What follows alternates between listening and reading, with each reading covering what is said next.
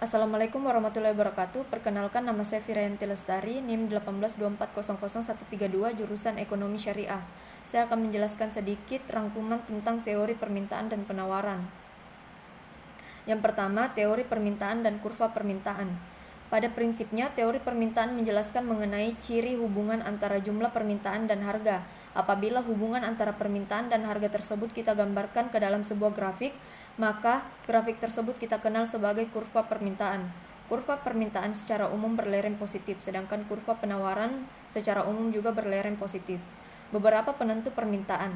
Faktor-faktor yang berpengaruh terhadap permintaan suatu barang antara lain yang pertama harga barang itu sendiri, yang kedua harga barang lain yang terkait erat dengan barang tersebut, ketiga pendapatan rumah tangga dan pendapatan masyarakat, keempat corak distribusi pendapatan di masyarakat, kelima cita rasa masyarakat, keenam jumlah penduduk, ketujuh ramalan atau ekspektasi mengenai keadaan di masa yang akan datang.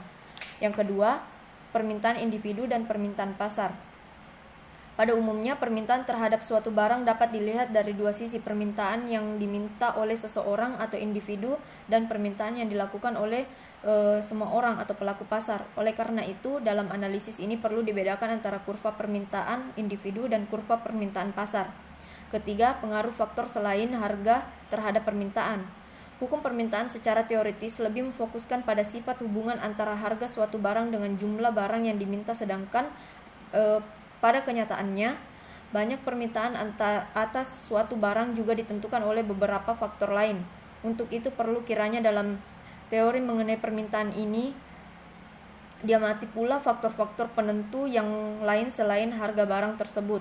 Yang keempat, pergeseran dan pergerakan kurva permintaan. Perubahan kurva permintaan dapat dibedakan menjadi dua, yaitu pergeseran kurva ke arah kiri dan kanan dan pergerakan sepanjang kurva permintaan. Hal itu secara umum disebabkan oleh dua hal, yakni perubahan harga maupun perubahan selain faktor harga. Yang kelima, teori penawaran. Suatu permintaan belum merupakan syarat yang cukup untuk mewujudkan transaksi di dalam pasar. Permintaan yang ada hanya dapat dipenuhi apabila para penjual dapat menyediakan barang-barang dibutuhkan. Perilaku penjual dalam menawarkan barangnya pada berbagai tingkat harga dipengaruhi oleh beberapa faktor.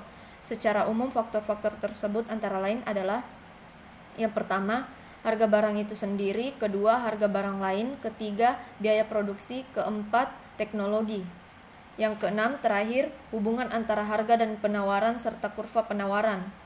Hukum penawaran merupakan suatu pernyataan yang menjelaskan mengenai sifat hubungan antara harga suatu barang dengan jumlah barang yang ditawarkan.